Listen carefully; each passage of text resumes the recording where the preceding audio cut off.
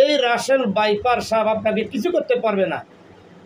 আপনি নামাজের দিকে আসেন, আপনি মসজিদমুখী হন, আপনি সাপের ভয়ে মসজিদমুখী হন, আপনি সাপের ভয়ে আপনি মশারি টানাইয়া ভিতরে ঢুকেন না, আপনি সাপের ভয়ে মসজিদমুখী হন। মসজিদে গিয়েও যদি আপনাকে সাপে ধ্বংস করে, আপনি মনে রাখেন আপনি জান্নাতে যাবেন, আল্লাহ তাআলা এই চুলায় জান্নাত দিবে। আর আপনি যদি নামাজ না পড়েন, ইবাদত বন্দেগী না করেন, সম্পদের মালের যাকাত যদি আপনি না দেন, যদি আপনি মারাও যান, আপনাকে কবরও এই সাপ আপনাকে রেহাই দিবে না, মাপ দিবে না, কবরেও আপনাকে ধ্বংস করবে এই বিষাক্ত সাপে।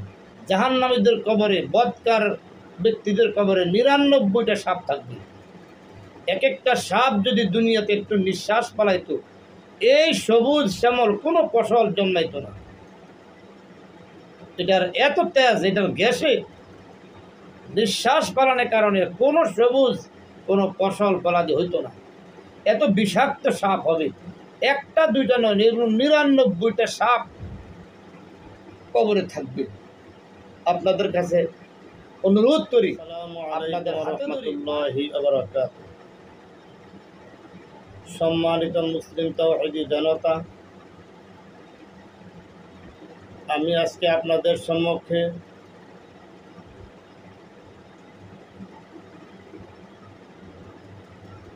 রাসেল ভাইপার সর্প নিয়ে কিছু কথা বলব। সারা দেশে সামাজিক যোগাযোগের মাধ্যমে, ফেসবুকের মাধ্যমে, ইউটিউবের মাধ্যমে শুধু একটাই আলোচনা, পর্যালোচনা, রাসেল ভাইপার একটা সর্প। এটা নিয়ে আলোচনা, এটা নিয়ে যে এত আলোচনা চলছে, রাসেল ভাইপার সর্প নিয়ে ফেসবুক, ইউটিউব, সামাজিক যোগাযোগের মাধ্যমে মানুষ এখন স্বপ্নেও দেখে রাসেল ভাইপার। সামনে যদি হঠাৎ করে একটা তেলাপোকা পড়ে, হায় হায়, না জানি রাসেল ভাইপার চলে আসলো। মানুষ ঘাস কাটে, গরুর ঘাস কাটতে গিয়ে তার সর্বক্ষণ মাথার মধ্যে কাজ করে, আমার সামনে নিকুন আবার রাসেল ভাইপার সর্ব চলে আসে। হঠাৎ করে যদি একটা, আমাদের এলাকায় দোরা সাপ, মাইটটা সাপ বলে, যেটা বাচ্চারা পকেটে নিয়ে ঘুরে, এই সর্পটার সামনে পড়লে হ্যাঁ হ্যাঁ এটি তো, যদি আমার আক্রমণ করত। সারাদিন ইউটিউব, ফেসবুকে দেখতে দেখতে ঘুমের মধ্যেও অনেকে চিল্লানি দিয়ে ওঠে, রাসেল ভাইপার, রাসেল ভাইপার, ওই যে চলে যেতেছে। কি যে একটা আতঙ্কের মধ্যে আছে। মানুষ নগদ দেখে, বিশ্বাস করে, ভয় পায়, আতঙ্ক হয়ে যায়। অথচ আমি যেই সম্পদ অর্জন করলাম, এই সম্পদটা যদি আমি সঠিকভাবে ব্যয় না করি, অর্থের জাকাত না দেই, সম্পদের জাকাত না দেই, স্বর্ণের জাকাত না দেই, রূপার জাকাত না দেই, এগুলো যে আমাকে সর্প হয়ে কাল কিয়ামতের ময়দানে কামড়াবে, জাহান্নামে আমাকে আক্রমণ করবে, আমরা কি কখনো একটু ভেবে দেখেছি?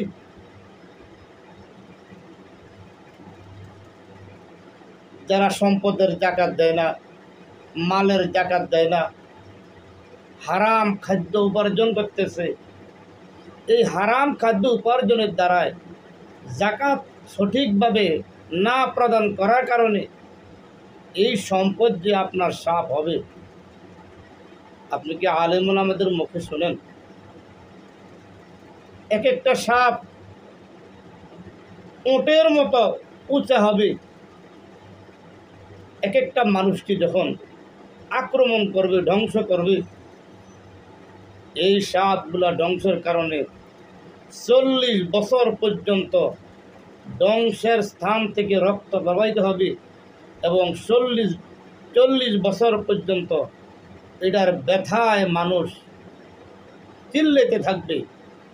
ষাঁড় গরু যেভাবে চিল্লায় এভাবে চিল্লাতে থাকবে। এত ভয়ঙ্কর সাপ হবে,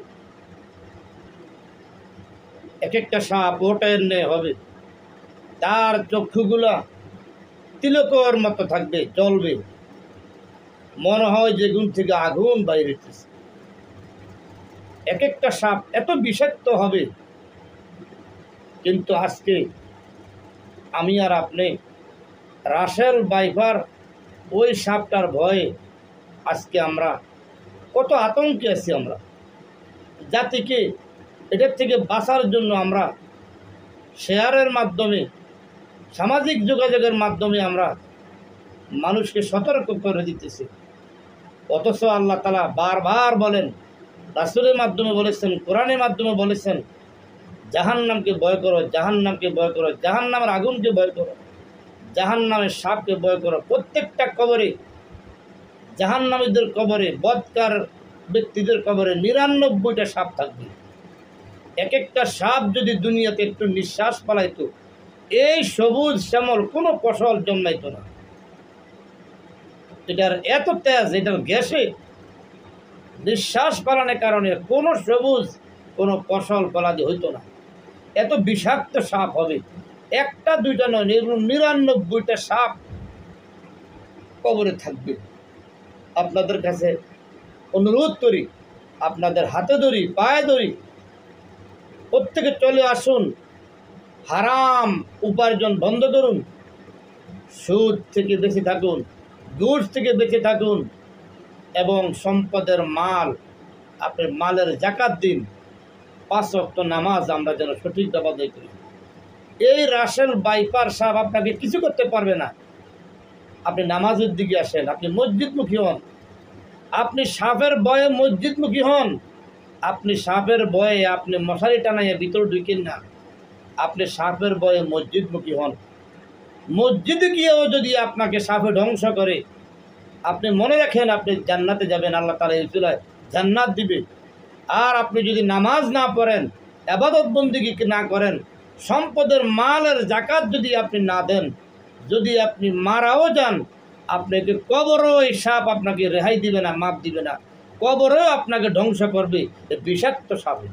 আল্লাহ তাআলা আমাদের সকলকে এই জাতীয় ধ্বংসকৃত সাপ থেকে হেফাজত করুক এবং জাহান্নামের ভয়াবহ শাস্তি থেকে, সাপের দংশন থেকে হেফাজত করুক। আমরা যেন ঈমান আমল নিয়ে যেন আমরা কবরে যাইতে পারি, সেই তৌফিক দান করুক।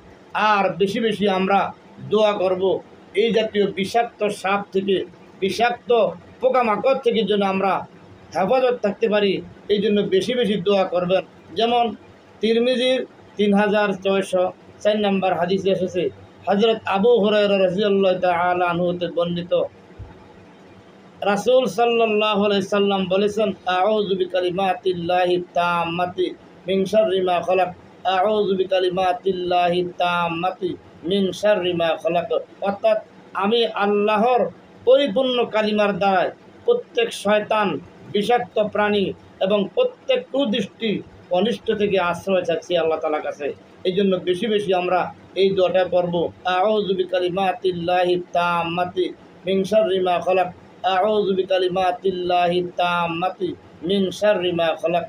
আসুন আমরা আল্লাহর কাছে আশ্রয় চাই। আল্লাহ তাআলা যদি আমাদের সহায় করেন, আমাদেরকে দুনিয়ার সাপ না, আখিরাতের সাপ আমাদেরকে কিছুই করতে পারবে না ইনশাআল্লাহ।